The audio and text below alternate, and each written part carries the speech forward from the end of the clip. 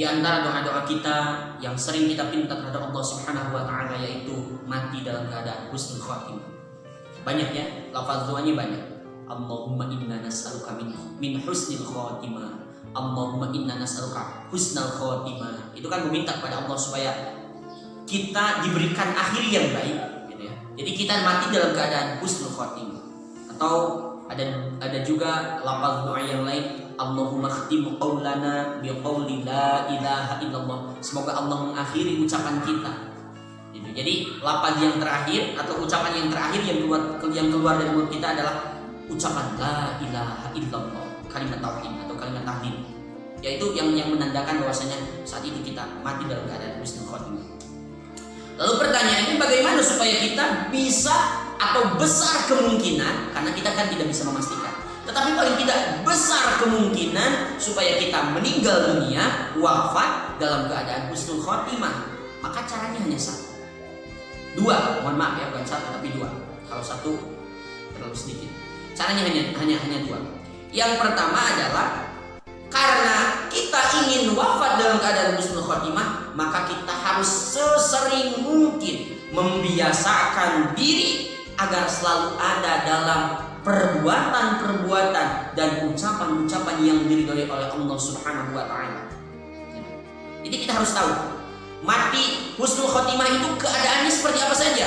Misalnya mati dalam keadaan sholat, mati dalam keadaan sedang tadarus Al-Quran, mati dalam keadaan sedang belajar, mati dalam keadaan sedang berzikir, mati dalam keadaan sedang berpuasa, mati dalam keadaan sedang beriktikaf di masjid, mati dalam keadaan sedang ada di tempat sujud, di tempat sholat kita, atau apapun itu. Kita harus tahu dulu.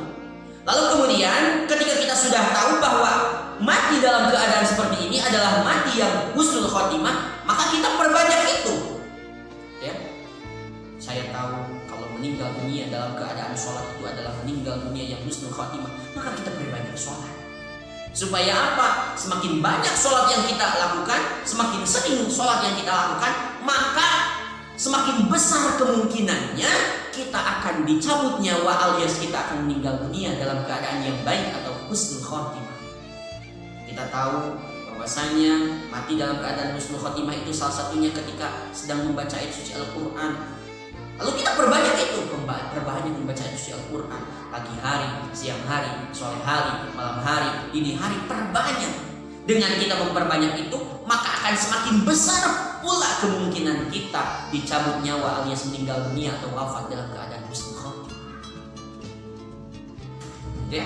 Jadi perbanyak keadaan-keadaan yang memungkinkan kita akan mati dalam keadaan husnul khotimah. Jadi kita harus tahu dulu. Tentu semua orang sudah pada tahu, sahabat-sahabat semua sudah pada tahu tentu saja. Orang yang meninggal dunia dalam keadaan husnul khotimah itu sedang apa saja, tentu semuanya sudah pada tahu. Ya, jadi perbanyak itu.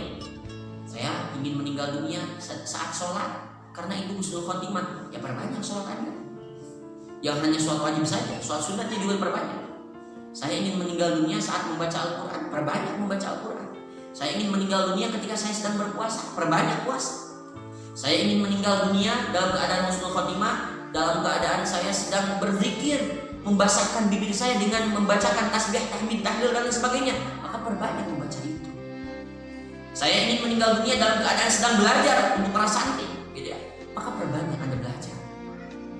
Maka insya Allah semakin Anda mempersering itu, memperbanyak hal itu, semakin besar kemungkinan kita akan wafat dalam keadaan husnul khotimah. Sebaliknya, jikalau kita sedikit melakukan hal-hal tersebut, keinginan besar, saya mati mau dalam keadaan husnul khotimah, mau dalam keadaan sholat, mau dalam keadaan sedang membaca Al-Quran, mau dalam keadaan sedang memiliki wudu, mau dalam keadaan sedang berpuasa, mau dalam keadaan sedang berzikir. Tapi apa? Tapi kita tidak pernah, jarang sholat, bukan tidak pernah, sholat saya percaya sering, tapi jarang sholat, jarang puasa, jarang membaca ayat suci Al-Quran, jarang bertasbih, bertahmid, bertahlil, jarang berzikir, lalu maka akan semakin kecil kemungkinan kita untuk bisa wafat dalam keadaan husnul khotimah. Karena apa? Karena kitanya pun jarang untuk menciptakan keadaan-keadaan yang memungkinkan kita meninggal dalam keadaan husnul khotimah. Jadi kalau kita ingin meninggal dunia dalam keadaan husnul khotimah, perbanyak keadaan-keadaan yang memungkinkan kita bisa meninggal dunia dalam keadaan husnul khotimah. Itu cara yang pertama. Lalu cara yang kedua apa lagi? Cara yang kedua ini sudah sering digunakan oleh banyak orang, yaitu memperbanyak berdoa kepada Allah Subhanahu wa taala. Setelah sholat kita, selain kita meminta kepada Allah Subhanahu wa taala supaya diluaskan rezeki, supaya dipanjangkan usia, supaya dijadikan keluarga kita sakinah, mawaddah, warahmah, mutmainnah dan sebagainya.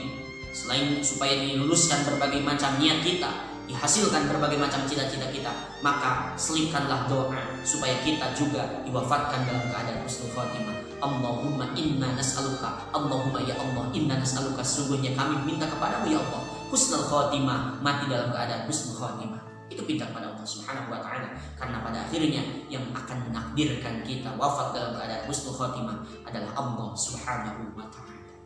Jadi sekali lagi, supaya kita mati dalam keadaan husnul khotimah, wafat dalam keadaan husnul khotimah, yang pertama, perbanyak keadaan-keadaan yang memungkinkan kita meninggal dalam keadaan husnul khotimah. Yang kedua, perbanyak doa-doa kita meminta kepada Allah Subhanahu wa taala supaya kita diwafatkan dalam keadaan husnul khotimah. Insyaallah dengan demikian Allah Subhanahu wa taala menjadikan kita orang-orang yang meninggal dalam keadaan husnul khotimah, insyaallah.